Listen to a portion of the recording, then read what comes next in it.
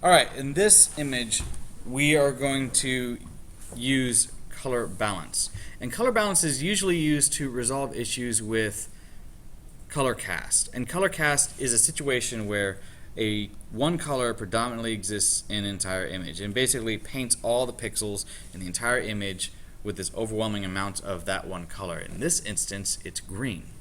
Now, over here next to hue saturation, we have color balance. You're going to click on that, and we have the adjustment layer.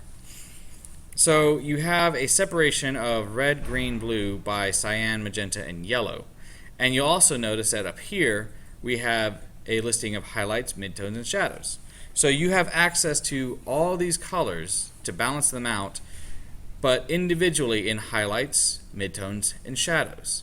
It starts off in midtones because usually that's where some of the most problematic areas exist.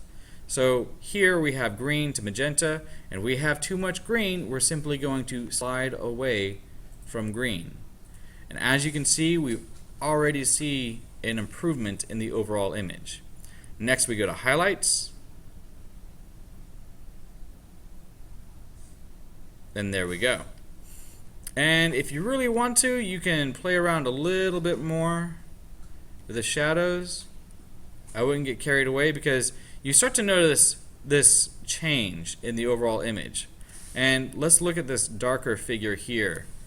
And looking at it, if we slide to the magenta, all of a sudden starts getting darker. So the rule of thumb, if you start losing detail in your image while adjusting with color balance, then chances are you really shouldn't adjust anymore.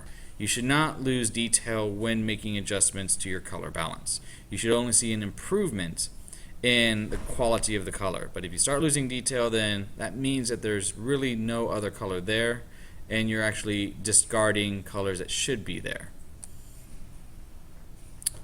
In this case, we can not change anything, maybe make a minor adjustment from blue to yellow just to make those blacks truer black. So the shadows really don't need anything else. If we wanted to, I wouldn't mess with the reds and cyans that much in this image.